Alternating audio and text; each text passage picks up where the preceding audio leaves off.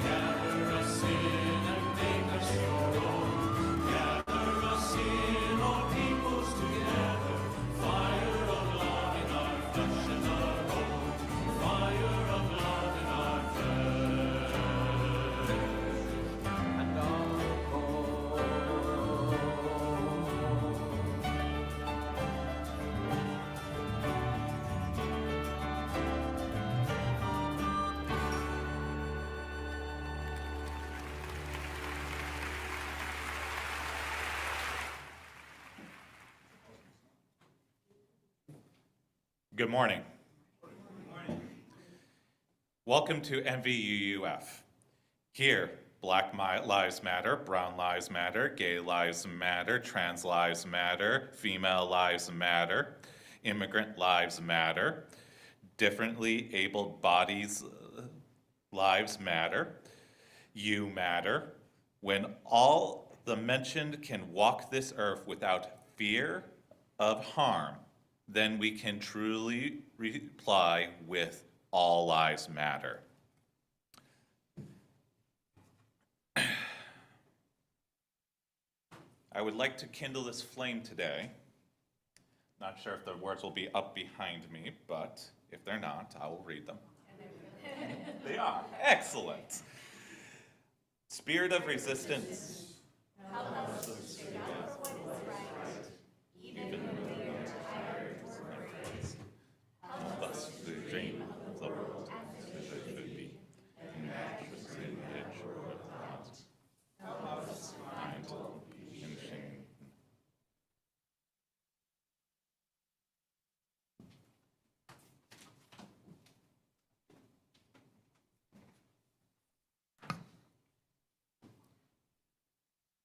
The next hymn is more like a chant. The words are simple. What we need is here. And we may not play all the video, but basically, let's use it to ground ourselves. All we need is here.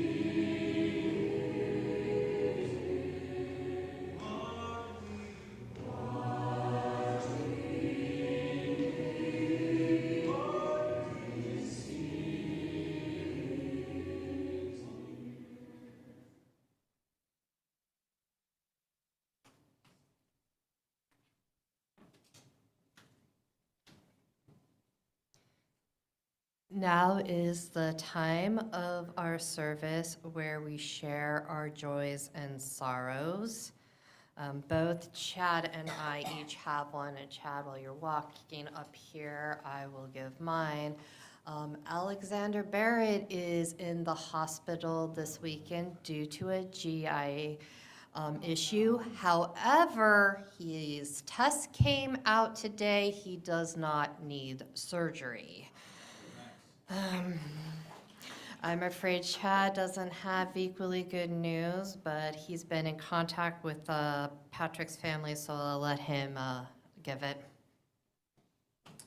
I guess some of you know, and I guess for those of you who might be new here, my name is Chad. I served as the ministerial intern and continue through the end of July to be here to provide pastoral care. If you need it, you can reach the office to contact me, so please reach out.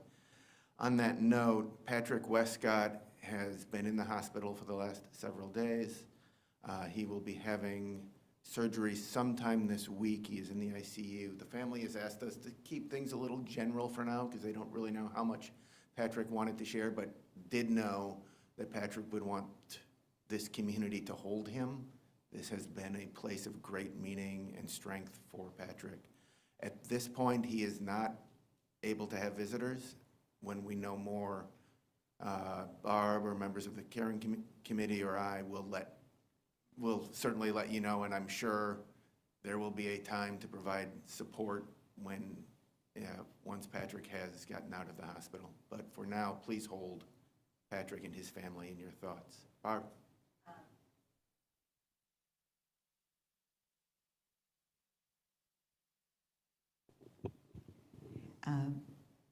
Just a couple things.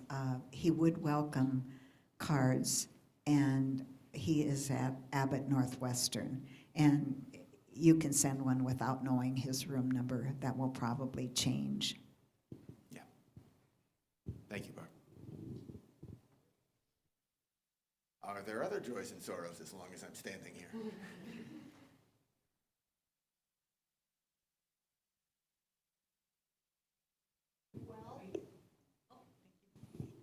Well, I'm just going to ask for some help. Hold me in your thoughts. I'm having trouble with forgiveness. Yes, probably you know, it's not always easy. So I'm dealing with forgiveness, and then if I'm able to accomplish that, then there will be the challenge of, well, do you then allow reconciliation? Or is that even a smart thing to do? But I'm still on the forgiveness part, so I don't need to pre-worry about the second part.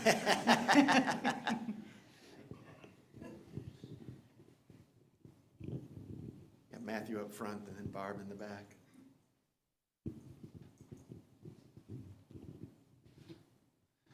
Matthew Schneider, but you already knew that. This has been an interesting week for my side job, side hustle. Basically, to sum it up, it ended last Sunday kind of abruptly because the family that I've been working with for the last 15 years, the parents of the now young adult with autism, who's 28, decided to get a divorce. And they went all nuclear on each other about 2 weeks ago. And it's like, I'm disconnecting myself from this. So I've lost a lot of respect for the father in that relationship because of some of the stuff that he has done. He's basically done some stuff that might end up with his own son, pushing his own son to homelessness. And I'm going to have a hard time forgiving too. So I want to say that I feel your words as well. I wish, just keep the son in your hearts and wish for everything to work out for the better, whatever that turns out to be. Thank you. Hi, Barb Gillian. I just wanted to clarify that the person who is having difficulty with forgiveness at the moment is Karen Miller, and she's fairly new here, and she lives in my Applewood Point on Lindale. So if you haven't had a chance to welcome her, please do so after the service. She's a wonderful woman. And in these tough political times, I'm especially happy to welcome two new families today. one family over here by the second window from the back have moved here from College Station, Texas. And the other family, who are sitting right in front of Richard, have moved here from Boca Raton, Florida. And in my opinion, they've made a very wise choice to come to Minnesota. Well, they haven't been here for winter yet, have they? Well, Allison Okay. visited 2 years ago in the winter just Came to back, see, okay. and she came back. So welcome to all of you. We're very happy to have you here. I hope you find Minnesota to be a very nurturing place.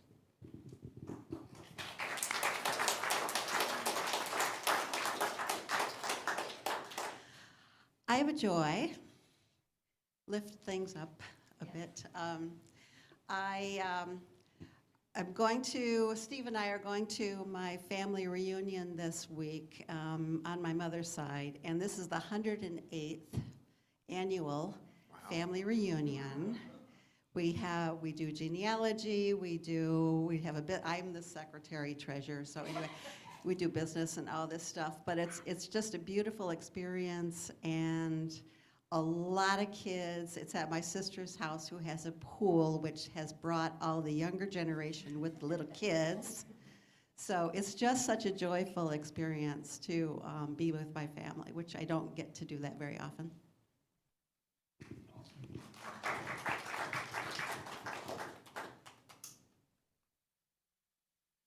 Ian, I saw raise his hand. Ian, did you have something to say back? Okay. No? Okay. Richard, anybody online? But this is Richard. I received kind of a surprise phone call from Patrick last evening, and he was calling through a hospital aide, I would assume. He wanted us to know that he's doing well, and he's in very high spirits. Oh, good. And I'm assuming that wasn't the medication that he's on. Thank you, Richard.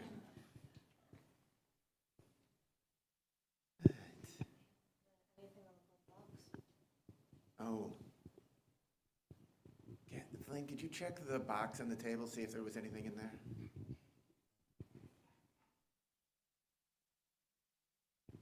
Okay. And let us take a breath.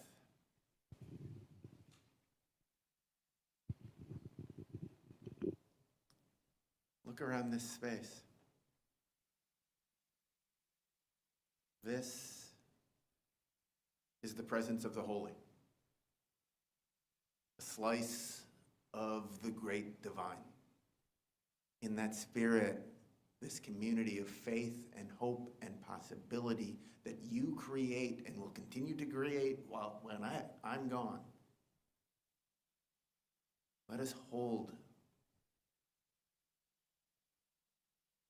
the wonders and the fear that come with medical emergencies and medical care. The welcome of new members. The wonder of 108 years of continued family tradition. The struggle to be with each other, even though we have no choice, to find a path to reconnect.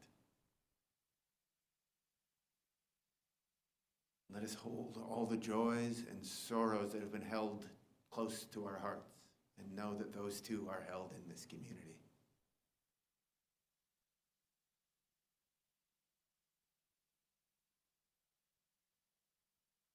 Blessed be. And let us sing to each other.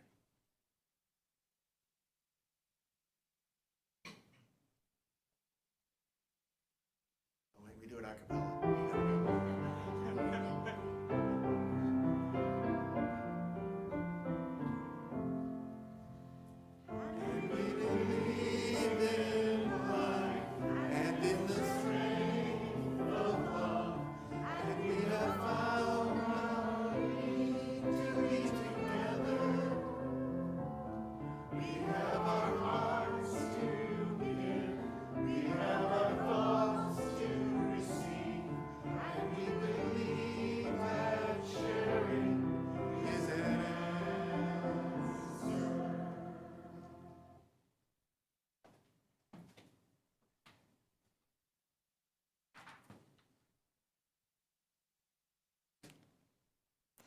So Chad touched on this, but he will be providing pastoral care for us until August 1st, when Reverend Diana McLean takes over her duties as our new minister.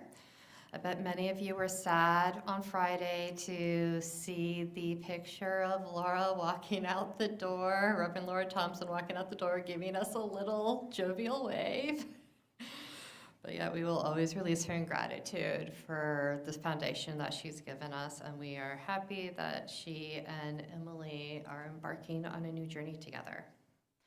I also want to send thanks to Glenn Corliss and Barb Gillian for greeting, Kathleen Coates and Daniel Burknell for being ushers, and Tom Ellinger, Martin Proud, and Steve Vincent for taking care of social hour today. Thank you for stepping up to the call that was made.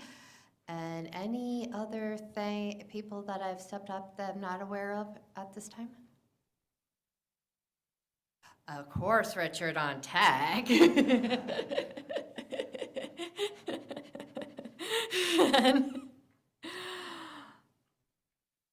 And tomorrow is a holiday. It is non-binary day. So our binary friends and family, we love you, we see you. It is your St. Patrick's Day, and more about that later. And now is time for our offering space. Half of our summer offering goes to support our sponsorship of Bloomington Pride. Will the ushers please come forward to take the offering?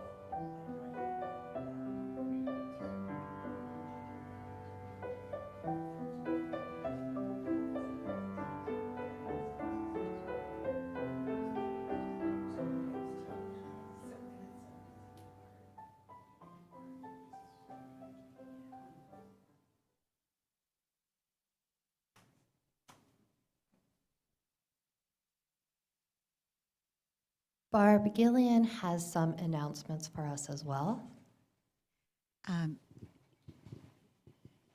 Hi.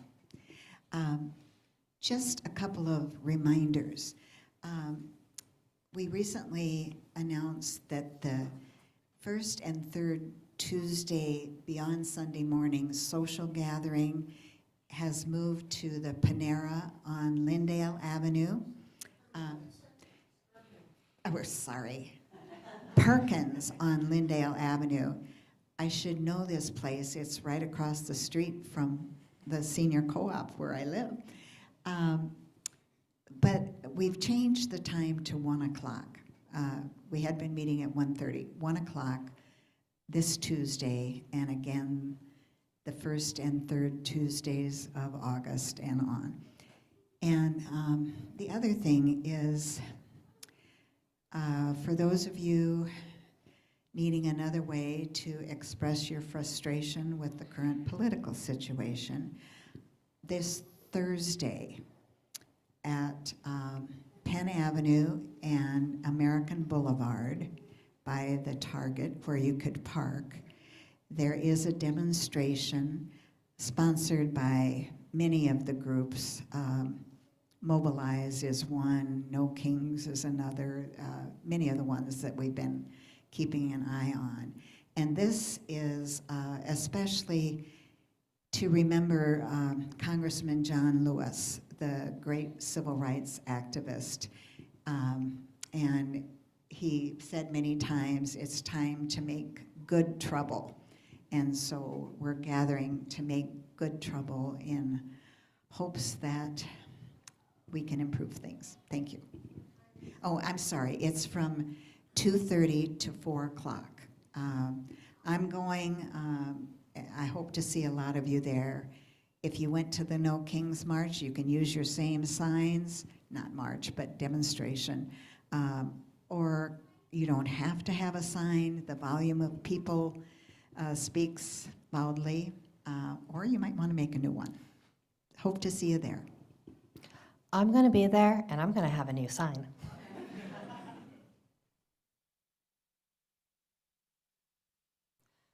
Good morning, everyone. Today's reflection has taken many forms since I signed up to speak today. I attempted to reframe what patriotism is when your country has pretty much been flushed down the toilet. Then it was advertised as reframing patriarchy. Patriarchy sucks, and there's no way to reframe it to make it suck less. Sorry. In my 6 months of activism, I really had to take a hard look at why I am getting politically active. I realize it has nothing to do with the love for the United States or even an allegiance to the flag. It has been my allegiance to humanity at large and my allegiance to the people that I've come to know and love at Minnesota Valley Unitarian Universalist Fellowship. Growing up, justice has always been important to me. It was never encouraged. No surprise, I was taught American history through a whitewashed lens. My first year of kindergarten was the first year that Martin Luther King Jr. Day became a federally recognized holiday. I wasn't told about the significance. I was just told that we weren't going to be on school on Monday. Although my teacher did give us tidbits about Martin Luther King Jr., but didn't get too much into the movement. If I looked back how I learned racial identities, it was all pretty simplified. Slavery, bad. Segregation, bad. Somebody assassinated Martin Luther King Jr., them bastards. And then we all held hands and sang Kumbaya. Well, the blacks and the whites. There was no mention of brown people. I did not understand the concepts of Asian, Hispanic, or indigenous races until later. There is a whole generation that learned about race relations like I did. We got the Cliff Notes version, and we called victory too soon, or we called victory when there never was one. And of course, never did I ever learn about gender and LGBTQ justice in elementary school. I mean, girls can finally play sports. Yay! Of course, no one told me that same-sex relationships were an option. I was told that my hatred for boys would eventually change. When I was old enough to learn about the horrors of slavery and what happened to civil rights protesters, I would go home and be distraught. I was met with, why do you care? It had nothing to do with you. Same when I learned about the LGBTQ community and the inequalities they face. When I heard frat boys trying to make a straight pride parade happen, I told them they were imbeciles. Their reply was, why do I care about gay pride when I sleep with boys?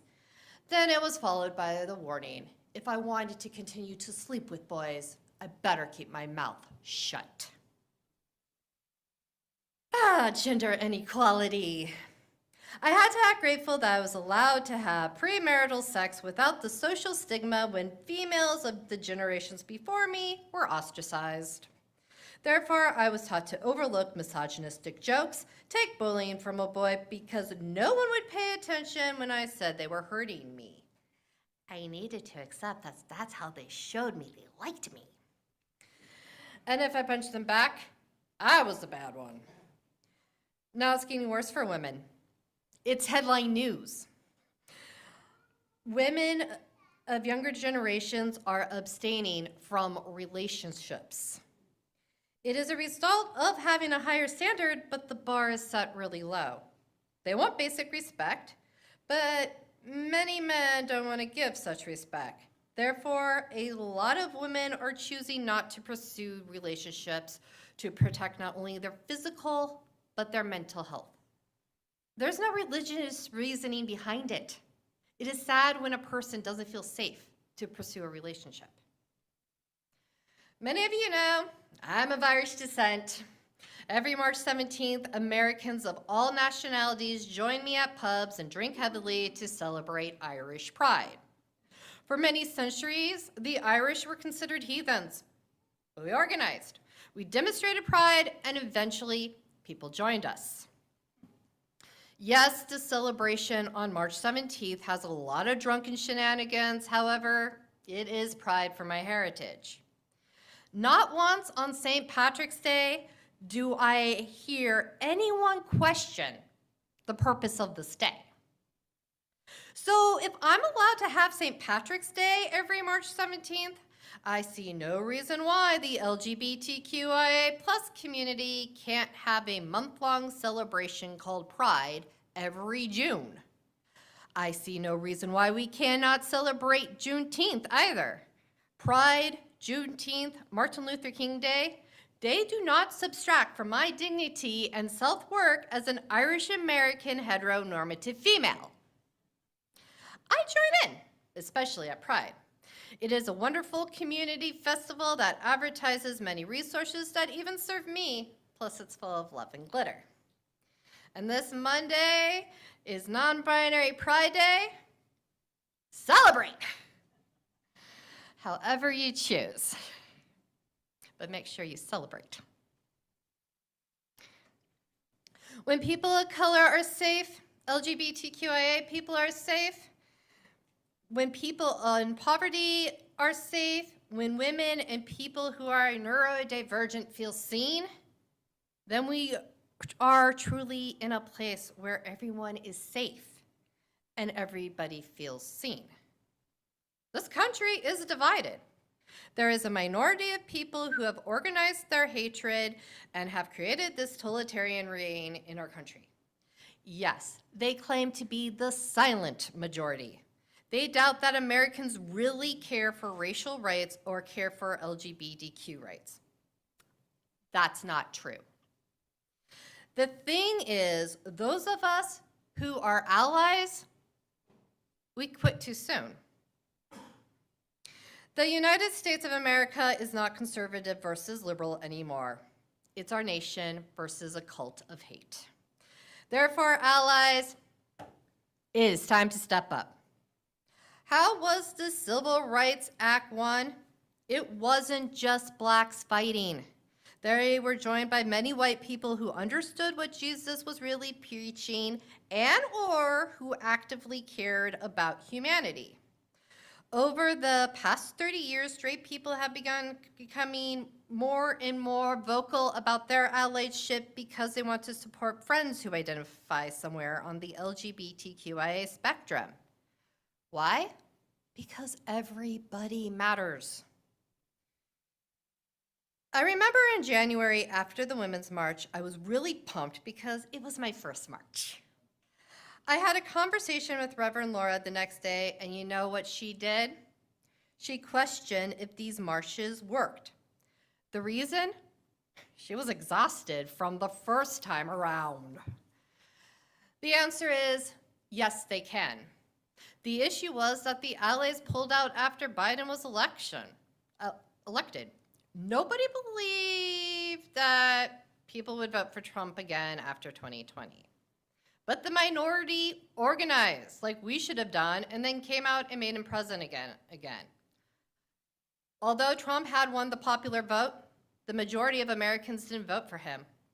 1/3 of Americans did not vote in the 2024 election. And many voters might have thought that we were in a more advanced place in America than we actually were.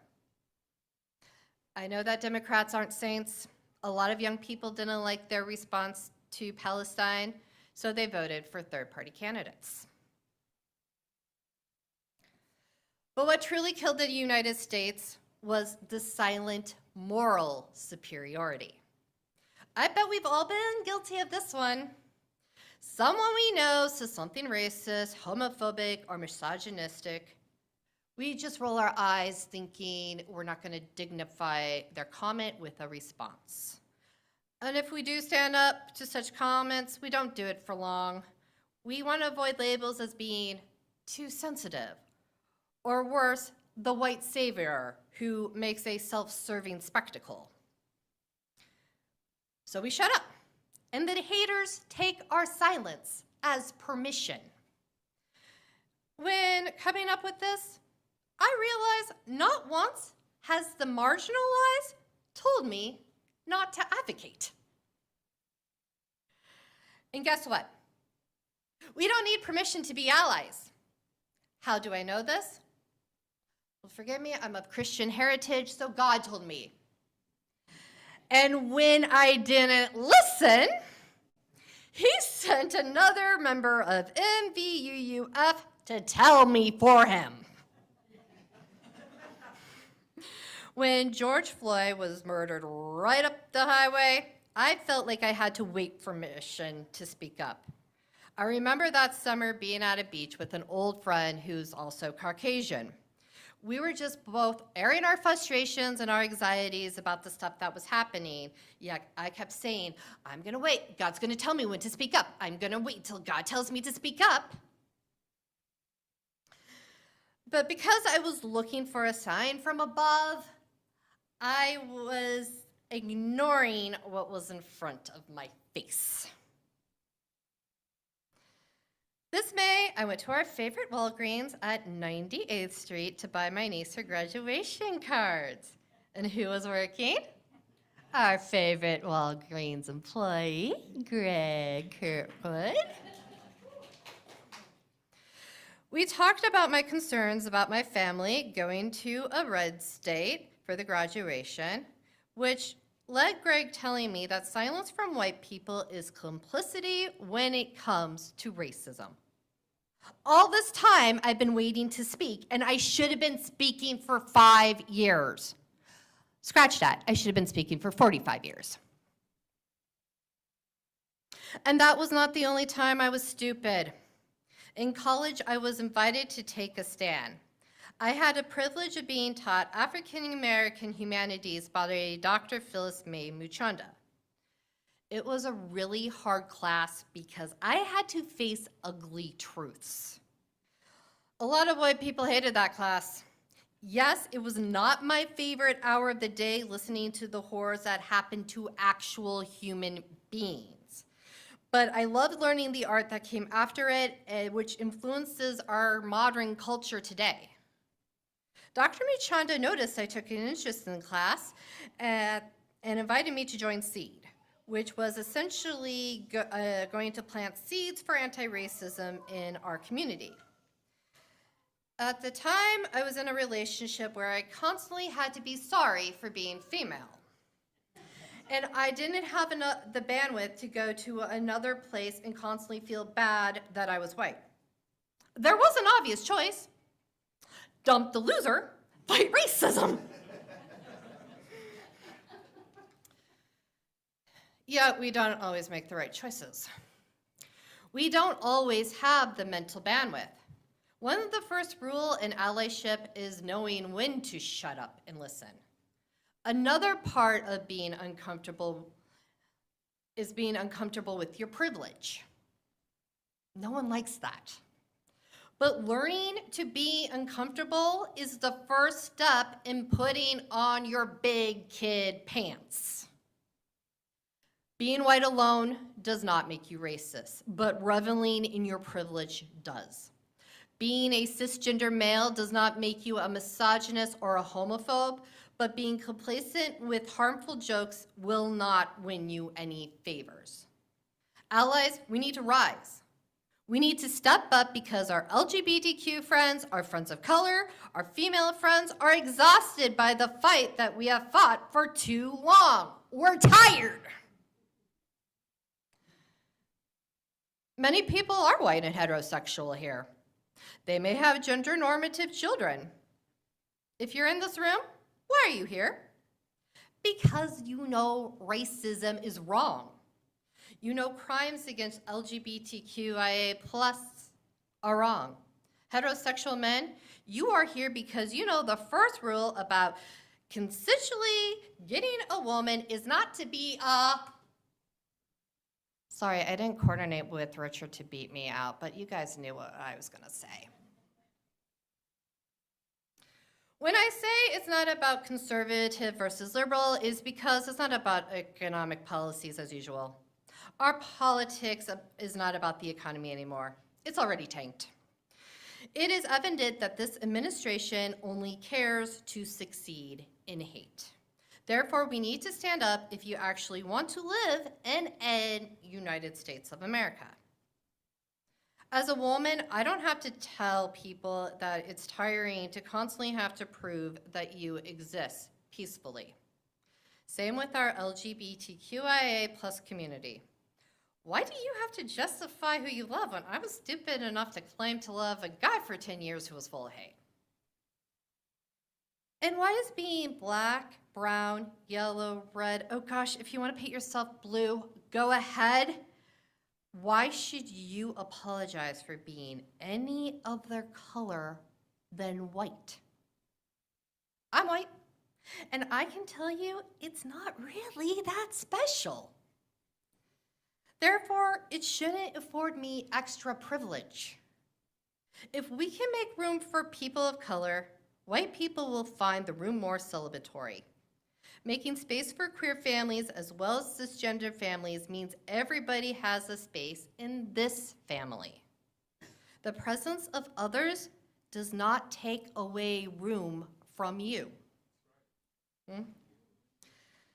Don't take it from me. 2 summers ago, Patrick Westcott, our current board chair, was up here in this pulpit talking about how loneliness and how his membership at MVUUF has combated. I've had the privilege of being in meetings with him as of late where we're often asked to give a 1 or 2 sentence testimony. Throughout this time, I can't help but wonder if my repeatedly hearing Patrick's testimony is a coincidence. Loneliness is the connection to all this. Hate mongers felt lonely, so they turned to the internet and organized. Now people of color, people who are queer, and all women, we are feeling alone on this fight. Let's prove to them we're not alone. Therefore, allies, we must step up. If we're going to say all lives matter, then all lives must matter. Right now, there are too many mothers of color who have buried their kids at a disproportionate rate than white people due to violence. Heterosexual people, if you want to believe all lives matter, well then trans lives have to matter. Queer lives have to matter. There are too many parents who have lost their queer children to suicide. Don't wait until it's one of your own to start caring. The knowledge that a child felt the need to take their own life because they were not accepted should be enough to fight for their rights. And heterosexual men, stand up for women. Stand up because you are human and you recognize women are human, just like you. Don't wait until you have a daughter who was mistreated by a man to start standing up. You wouldn't accept maltreatment? Why would we? Allies, we have a big fight to join, but we can still fight hatred. We still have elections, and we really need to focus more on social policy than economic policy because it's going to be the social policies that are going to rise up our nation again. Once we do succeed, we need to realize that we have to continue the work forever to maintain our victory of equality. Outside, I printed some flyers of organizations that I vetted, so if you want to get involved, you got some ideas. But I've had a couple of members mention privately that they should do something. However, they're going to do their own research first, and then if they have questions, they'll ask me. And that is perfectly fine, because the action you should take is the action you should sustain. It could be writing postcards. It could be sparing one day a month to stand at an overpass. Or it doesn't have to be political. Right now, many organizations that feed the poor and cater to the sick need help. Whatever you can sustain, do. Being a collective works. Elon Musk tried to buy an election in Wisconsin that would have been very key to the judicial system. He didn't succeed because a bunch of people informed the state what was truly going on through postcarding. Although the big ugly bill passed, it wasn't without some victories. In the Senate, we did successfully change hearts of many Republican senators. This is just proof that it was only a battle loss, but the fight is ongoing and we cannot quit now. Yes, the work is long and tiring. However, I remember what past board chair Linda Hayden said right here recently. She mentioned that there are times she can put her energy into this congregation and other times she can't. Yet when she can't, others step up until she can. That is how it needs to be with activism. Why am I an activist now? Because I have the bandwidth. I did not have the bandwidth 20 years ago, but I'm in a supportive relationship with a man of color who helps me co-parent our neurodivergent, gender-fluid child, and he works hard so I can protest. I get that we all have obligations and all have safety concerns. Therefore, for those of you who are safe, for those of you who are privileged, for those of you who have the mental and emotional bandwidth right now, stand up. I get it if you're working full time and then coming home to be a parent, you may not have the time you wish to advocate. Still, you can do one very important thing: educate. Do not be the silent moral superiority. Do not be passive in the face of hate. This is Minnesota. We all know what it means to be nice. Yes, use Minnesota nice whenever you hear a hateful, misogynistic, racist, homophobic comment. Trust me, when the person you know knows you will not tolerate their comments, they shut up. Case in point, nobody in my family talks politics to me anymore because I verbally castrated my brother back in November when he made a disparaging comment related to gender. Now, our child Antonio is not a political statement. But I don't feel the need to hide the fact that he loves pink, wears dresses, and pretends he's a female character on his own free will. And I certainly don't let people make him the butt of their jokes, even if he wasn't the intended target. Well, thankfully, my brother remembered who really trained him to be a Marine and has kept his mouth shut since. But honestly, there is more love than there is hate. We need to stop hiding it.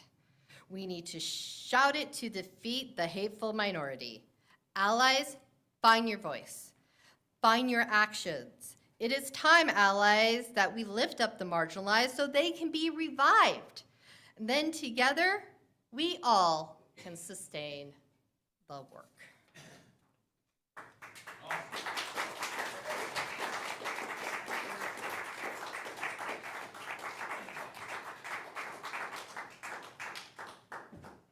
Seems a little silly to extinguish a flame that extinguished itself, but let's go ahead and read the words up here. Makes the words even more important. We extinguish this flame, but not the light of truth, the warmth of community, or the fire of commitment. These we carry in our hearts until we are together again. In closing, Our work here this morning is at an end, and our work has just begun. The work of holding one another in this community in love. The work of trusting that we are on the right path. The work of believing that what connects us is stronger than what separates us. The work of engaging in that which makes us whole. The work of a deeper understanding and commitment. The work of letting go of that which does not serve us. The work of radical inclusion. The work of collective liberation. The work of this beloved community, a beloved community of which we are all a part. A place where we are welcomed, respected, valued, and cherished. A place where we belong.